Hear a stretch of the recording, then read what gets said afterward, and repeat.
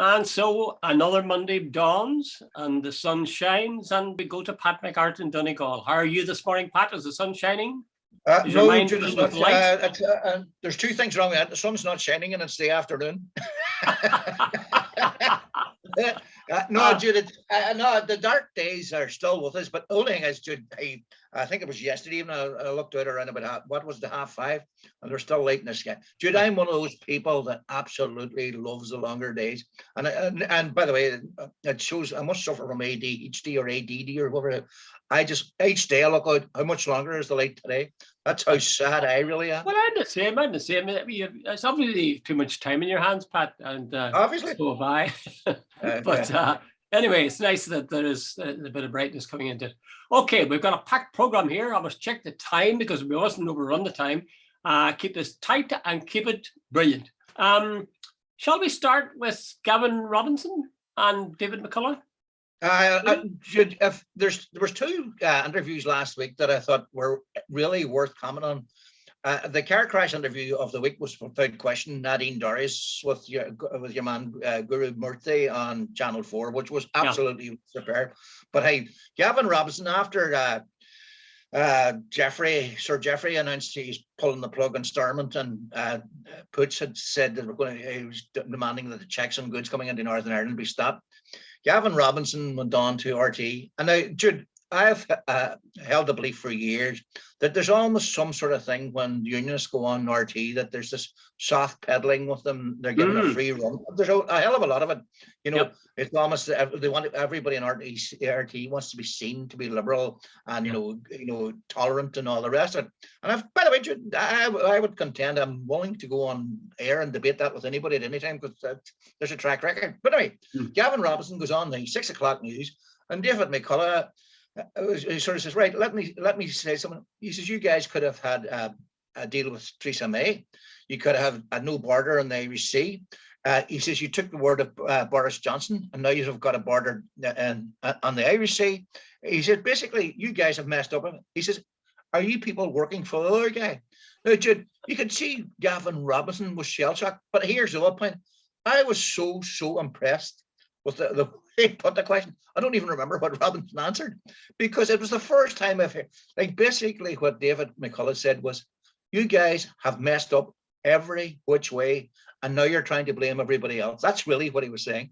Well, to me, it's a bit unusual. As you say, I think the key point there for me would be that usually RTE does soft pedal with unionism. And in a way you can sort of understand it. In a way it's like having visitors. You're going to be nice to the visitors, so to speak. So I kind of understand it, but I'm delighted that those questions or those points were made because they do need to be made. That if there's disaster falling in the DUP, there's only one group of people responsible for it, and that's the DUP. Yeah, this attempt to, and I've heard the Loyalist Council or Loyalist Community Council on as well, that Europe is doing this to the protocol at the behest of Dublin. Jude, on the island of Ireland is where the UK and EU meet. There was always going to be a problem. The Republic of Ireland didn't leave the EU. Britain did. The EU ends from Donegal right round to Monaghan. And this is where the problems are. So the problems, if there had been no Brexit, there would have been no problem, and there would have been none of this. There would have been no protocol. There'd be no border in the Irish Sea. So to try and shift all that onto the Irish government and Brussels is ridiculous. You know, Jude, if you're looking for a catalyst for all this, go back to Boris Johnson and Brexit and the deal that was done. By the way, the other thing as well, Jude, had they accepted Theresa May's deal, there'd have been no problem either. No, that's right. But then on the other hand, you see, they wouldn't have had the freedom that they kept prating about when they got out of the EU. They would have had to follow quite a few of the rules for the single market. There's something I was going to say there about that, whether or not it's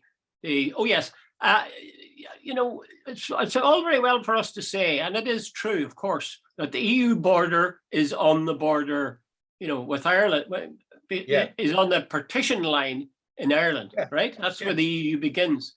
But for many of us, there was a niggling doubt and a worry during the Brexit thing. Might it be possible that the EU would kind of abandon south of the border because it would be too difficult. Was that not a fear in your minds at any stage? Yeah, it was for a while, but for some reason, and our mutual friend Ray Bassett, Ray thought we were depending too much on Europe. But I have to say, Europe stuck by the Republic all the way. And basically, I think the message they were sending out is, if you're a part of this club, we're with you to the death, because they couldn't be seen to be anything other. And I think that was the real thing. The message had to go out, if you're a part of the club, we look after you.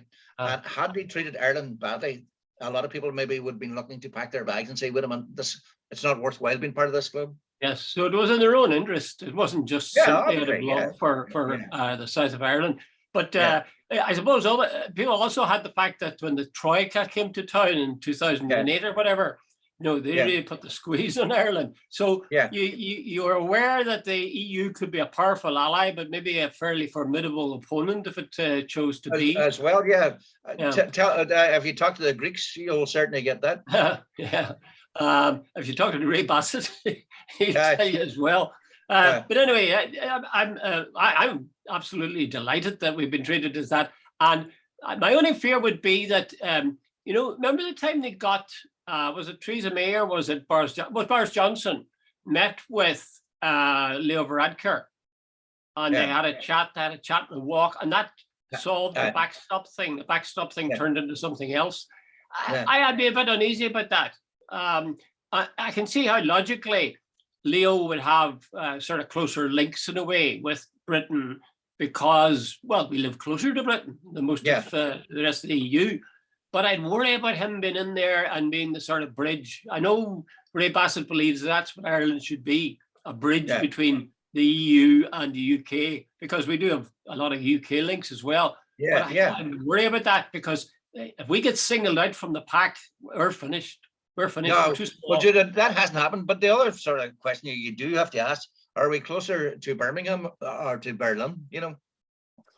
Well, the original quote of that was Boston or Berlin. Boston, yeah. Which of the two do you feel closest to, Boston or Berlin? I'm assuming you've been in at least one of them.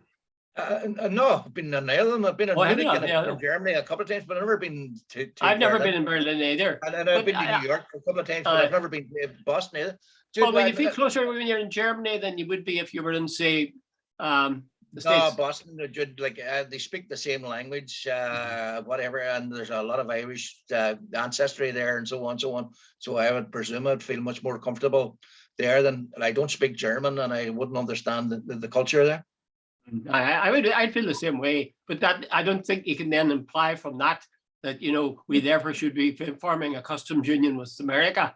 No. I don't think that's. I think actually what we're getting is a wonderful addition to what we've always had. We've always had that link with America. Now we're discovering more and more about, I hope, about the EU and France and Germany and all the countries that are in that. I think it's a fantastic. Jude, I think. I agree with you, but I think our relationship with Britain is sort of that Stockholm Syndrome. That you sort of learn to love your oppressor. And I think that we've had that, and there's a lot of people I know that like Ruth Dudley Edwards always strikes me as a prime example of that. Sort of doffing the hat and sort of as Paul Keating. I always quote him because I thought it was the best expression. The cultural cringe. This sort of thing of people loving this royal family and the royal system and the heredity stuff. Jude, I think that's for the birds. I do too. But that's the way they see it. But at the same time, don't forget. I'm sure you've got relatives in Britain. I have a nephew who lives in Britain, and so there's all sorts of. My wife. That's what Bassett would say. Family immigrant in the 60s. Sorry, say again. Rosie, my wife, most of her family emigrated to, in fact, all the boys certainly did. And there's 3 or 4 of them lived there most of their lives, are still living there. Mm-hmm, mm-hmm. So there are all sorts of ties with Britain. It's not simply a question of us and the Brits. We're all here and the British are all in Britain. A lot of our people are there. So it's a complicated kind of a relationship in a way. Absolutely. Although I have to say also that there is a tendency, I suppose the trouble put it on. I think there was a tendency among Irish people to, I don't know what, to maybe not openly disown Ireland during the Troubles, but to not make a song and dance about it either. Well, it adopted the Terry Wogan sort of approach. Yeah, that like it was an awkward time for them, so they sort of almost let on that it didn't exist. My brother-in-law used to tell me about being stopped by police and they give you a hard time, he said, with your accent. And I said, I never had that. He said, well, you've got an educated accent.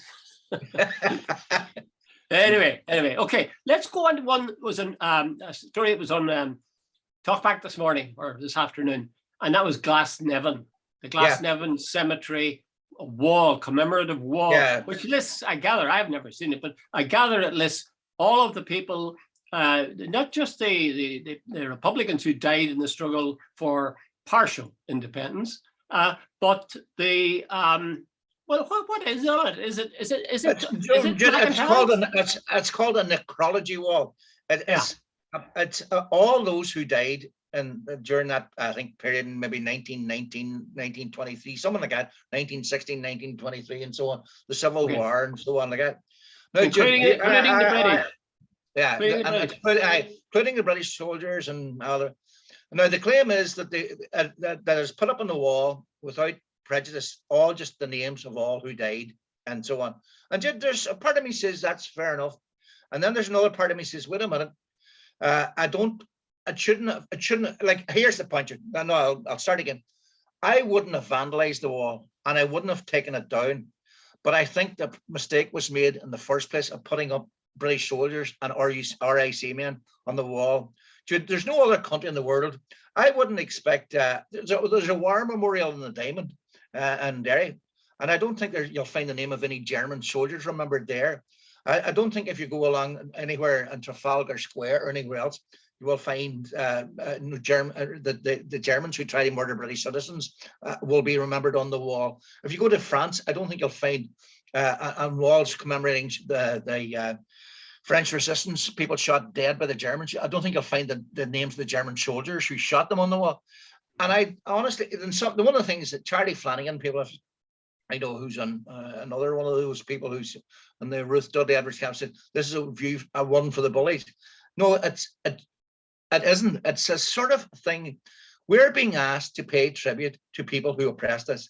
Now, I would have left the wall alone. I don't agree with the vandalism, but I don't agree with the concept, the original concept. I don't think people who you shouldn't put the names of oppressors, whether they were Irish or not. If they were wearing a British uniform in Ireland back in those days, and if they were wearing a police uniform back in those days, a lot of our people, whether you agree with them or not, we're fighting for the freedom of our country, the right of Irish people to decide the future of their country for themselves. Well, they're not. You see, they're certainly including those Republicans who died. It's just that they're adding these others. My own view is that if you're a pacifist, that is to say, if you just, you're totally opposed to violence in any circumstances, I think there's a good strong case for saying, yeah, put everybody's name who died. Yeah. Because you really abhor the whole thing. Otherwise, I'd say no. I heard them talking today and saying on Crawley's show that, these were Irish men, 28%. He said, I couldn't believe that. He said 25% of black and tans were Irish. Could be. But the important thing is they sided with Britain. They were British soldiers. I mean, it's very hard I don't understand why people can't get this point, or if they're deliberately obscuring it. Nobody wants to kill their fellow countryman or woman. But if they're engaged on the side of the enemy, or as you say, the oppressor, you're not going to say, oh, well, that uniform you're wearing, that's only incidental. You're really my neighbor. I sat in a house years ago with an old woman who actually told me that as a young girl, and I shown Donegal, told me when black and tans were coming down, the glen, as she called it, they had to jump over hedges. They fired shots in through windows. See, when they raided the house, they frequently wrecked the house. They often burned places. They really genuinely raped people as well. Now, why would anybody, commemorate that?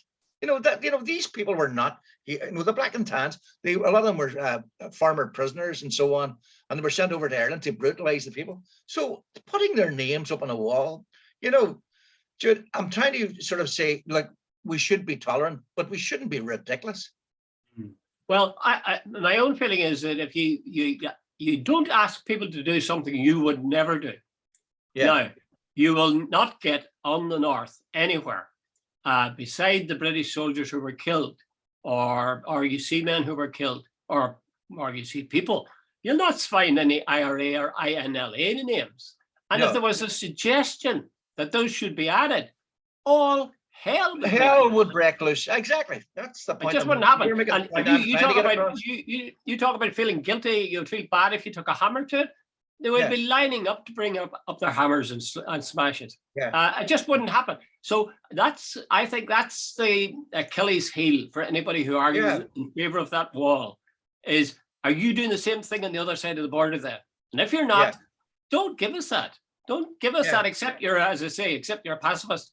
And I heard guys say, "Oh, well, we fear that shows you what had happened to us if we were in a united Ireland." Yeah, that's the argument. But then what about nationalists and Republicans in the north? Sinn Féin politicians have been condemned for attending commemoration of Irish volunteers that were killed, IRA volunteers. What sort of double think is going on there? Well, that's what I actually right here. I remember all the time. Remember Drumcree, and they said it's the right to walk the Queen's Highway or the King's Highway, whatever you want to call it, and so on. And I said, I used to obviously right. Go on, tell me something. That there must be some sort of limit on provocation. Would the Bobby Sands Memorial Band be allowed to march through the centre of Portadown town? Would Bobby Sands Memorial Band be allowed to walk down the Shankill? And should it be allowed to walk down the Shankill? Should it be allowed to walk in the middle of the towns in the main street in Ballymena? No, because it would be deliberately provoking people.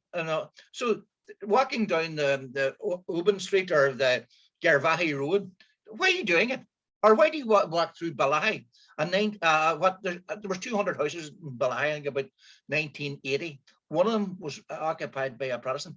Yet the bands, the orange bands and the black Persephone bands and whatever the hell else used to stop outside the town to march through it and then get back on the bus again. Now tell me what's that about? So now you can go on. We're probably getting away from it, but I'm saying tolerance works both ways.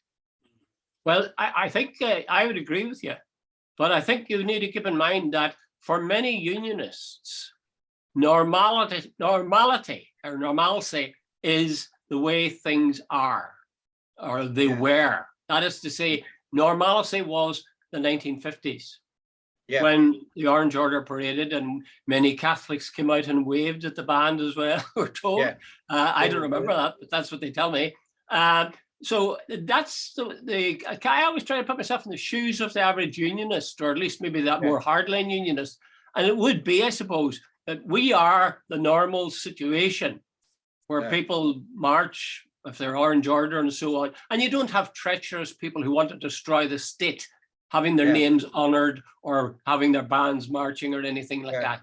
So essentially, see when there's a shared space, like British soldiers should be commemorated in Britain, and RUC men should be commemorated in the communities like Shankill Road, or that's where they came from and so on. I have no problem with that. But see where there's a sort of shared space, like where it's supposed to be open to all members of the community. I always think, would there be a sort of and the Polish ghettos, the Jewish ghettos, would the name of the soldiers, the SS, be sort of put in the wall? William Crawley rejected that. He said today, or somebody on the program rejected that and said, well, if you're going to bring the Holocaust, that's a totally different matter. But I see the point you're making. I guess only when the unionist population can accept the fact that there was a legitimate case to be made for those people who see the need for a united Ireland, only when they can see that as being a respectable aspiration, can they then get to the stage where they can begin to say, well, they have the right to their commemorations. They should have. Nobody's asking them to put British soldiers who died in Ireland, commemorate them all day long in Britain. There's only one snag with that, of course, in my mind, and that is when I see the poppy ceremony every November, To me, actually, it's very closely verging on a glorification of violence. Absolutely. I think, you know, I do. Maybe I'm bigoted, but I think those who died should be remembered, because I genuinely think I wouldn't fancy living under Nazi rule or German rule, so I have a respect for them and so on. But that's there is a sort of Pat, the ceremonies in November with the poppy are not simply to commemorate the Second World War. They're to commemorate all conflicts British soldiers were involved in. Yeah. I'm well aware that should. That's where it falls down. I'm conflicted about that as well. Dude, you can't be Irish. We have had 800 years of this big neighbour across, you know, subjugating and oppression and bringing their values to us. Like, we're not going to walk away from that in the morning. No, that's true. That's true. Although we do have to, I suppose, try to put ourselves in the other guy's shoes. Anyway, okay, I think we've beat the crap out of that one. Let's see. What would you like to talk about? Would you like to talk about sex? No, I mean single-sex schools. Hold on. You can talk about that, because you went to a single-sex I'll talk about it, but don't you? You're allowed to talk about it too. You've got children, and you've got a son as a teacher. So apparently, the Dublin government, is talking about a ban on single-sex schools inside the next 10 to 15 years. Now, at present, in the South, 17%, I think it is, of primary schools are single-sex, and something like 1/3 of secondary schools are single-sex. And they say that that's an inheritance of the church, Catholic Church. That's probably true, at least partially, because Leo the 13th is famous for, Pope Leo the 13th is famous for having referred to co-education of girls and boys as being the promiscuous herding together of boys and girls. That was my which is carrying it a bit. But I also think it's an inheritance from the Brits, because Britain's tradition also, and in fact they still have it, you know, you don't have girls at Eton and so on. So there is both strains coming into effect. Question is, should it be changed? You tell me what you think, Pat, and I'll tell you what I think. Absolutely. Jude, you were single-sex yourself. All the way, Jude, until third level. What do you call it? Right. See, I went to the Christian Brothers School. They were called the Presentation Brothers, actually, but we just called them the Christian Brothers National School. Then I left that and I went straight up to St. Eunan's College in Letterkenny. Single-sex boys from the age of 4 to the age of about 17. A single-sex school and so on, and that was true of all of us growing up. And Jude, I don't think that's either healthy or, hey Jude, society is made up. No, because society doesn't reflect society. And as well as that, I think girls bring, and we fellas would bring some sort of for girls, they learn how we boys behave, and we boys learn how girls behave. And I don't think it's healthy having a herd of boys gathering together and without the sort of knowledge or sort of interactions, for maybe is a better word, of the female sex.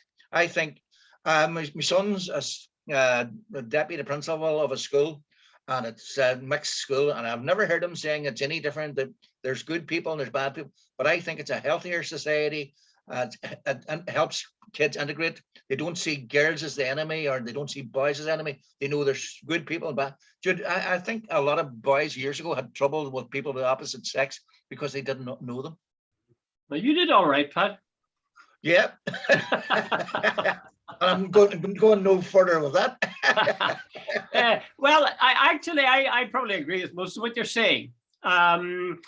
You know, the idea of education, in my view, is that it should be a preparation for living in society, and it should be there should be as many lines, if you like, going out of the classroom into society and back again as possible. And certainly to say, well, we'll ignore the female half of the population and only the guys will be in there. And I mean, school is an artificial place at the best of times. That really makes it artificial in terms of what you're preparing people for. Having said all that, is it not true that boys, I mean, you go into a pub, guys aren't forming friendships with women.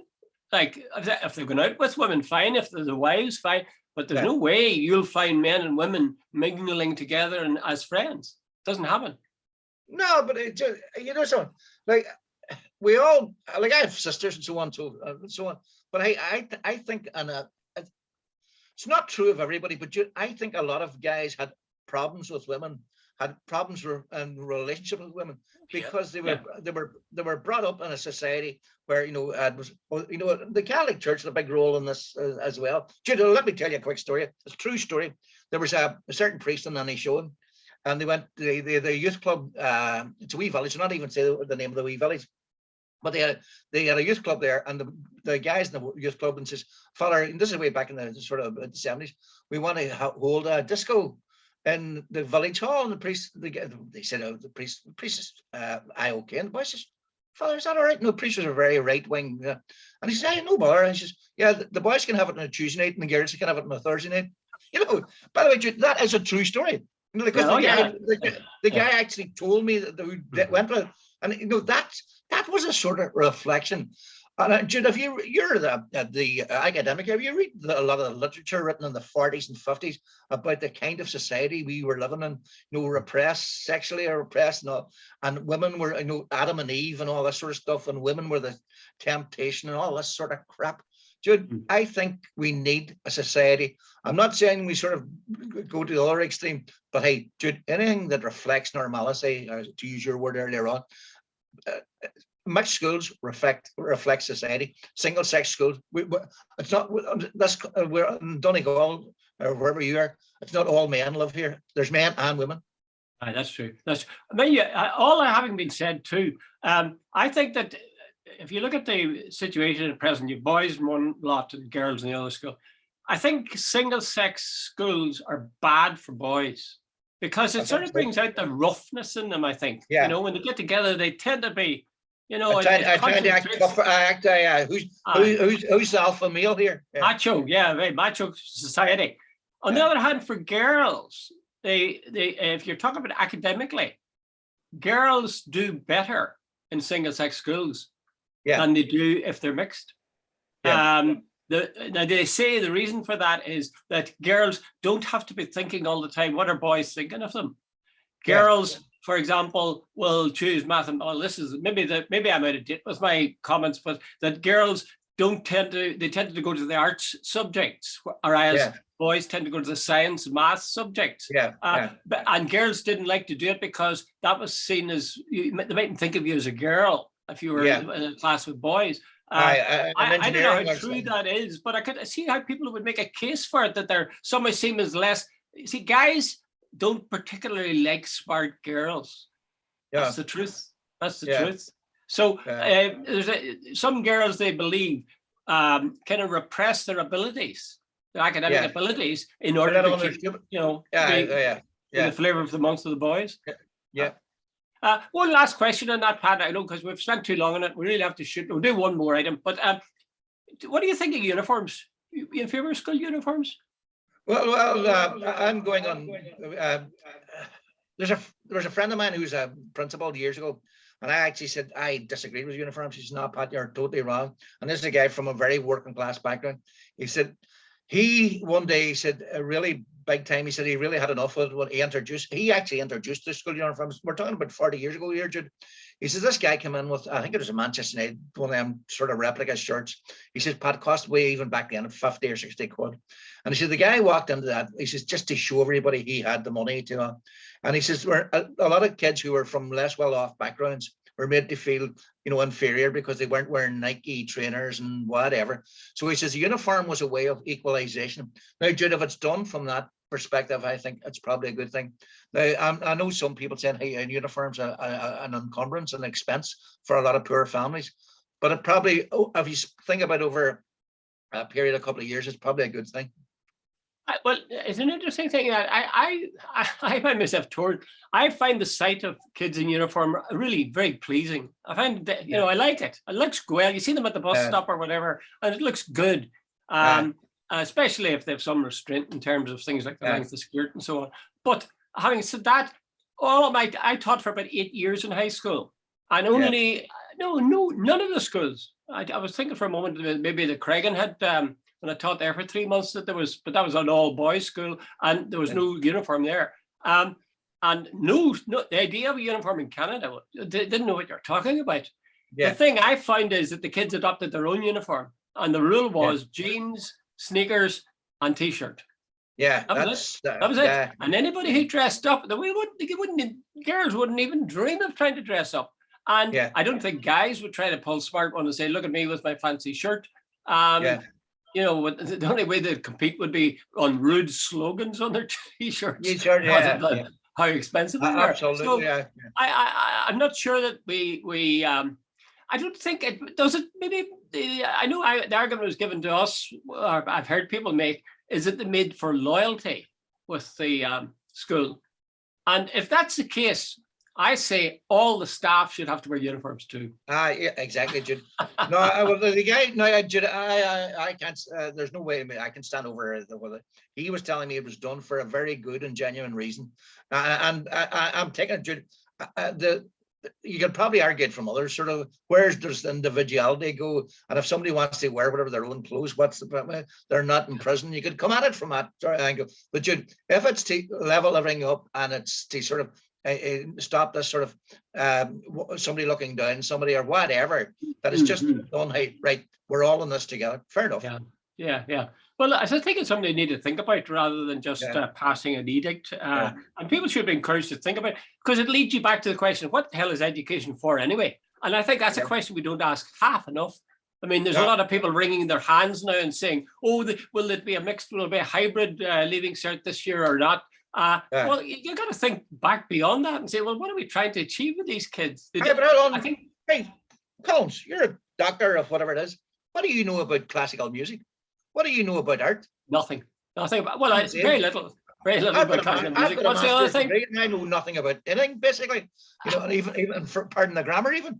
But you know, that's Jude. We all did that. I did Latin and French and algebra and all that stuff. And by the way, I've installed to use Euclid's theory of anything. But you know, so like, yeah, I think we've been over that ground before, right? Let's move on. The line from Paul Simon is the one that applies. When I think back on all the crap I learned in high school, it's a wonder I can think at all. Okay, the last one we'll do is this spike in PSNI. Now, I wasn't aware of this, but apparently there's something of a spike in cases of, is it sexual abuse in the PSNI? Sexual assault or sexual assault. A couple of years ago, Jude, there were none. Now suddenly there's 19 guys under investigation for alleged sexual either assault or sexual inappropriate or whatever. I'm not 100% sure. And apparently there are others in the pipeline. So Jude, like, I don't know, unless you can give an explanation, where's all this stuff and why is it suddenly came now? Is it when these guys get on a uniform, do they think they are entitled to behave inappropriately or something? I don't know, Jude. I'm only the reason I brought it up is where did it suddenly come out? 19 people under investigation at the one time. Well, any of the research that I've looked at a wee bit of research, very little, about this thing of groups in society and sexual abuse, because there was a big case being made. It was mainly Catholic priests because of celibacy, and that was a factor. As far as I know, that's not actually the case. They do say that in groups like the Boy Scouts or even Protestant clergy or Muslims or Jews or whatever, everything, or your next door neighbor or somebody in your house, they say the most sexual abuse occurs in people's homes. That's a very sobering thought, that. But anyway, I've always believed that there was a balance between them. So maybe this is just simply a question of the spotlight being shone on the PSNI and finding that they're just average like everybody else. There's abuse goes on, and it's terrible, and it's just another part of the problem. No, it's just I read it at the weekend and I heard it. In fact, you mentioned talkback. That was about a gotten talkback. I didn't hear the rest of it. I didn't hear the conclusion of it because I had to go out. But I was thought to myself, suddenly 19 investigations been confirmed.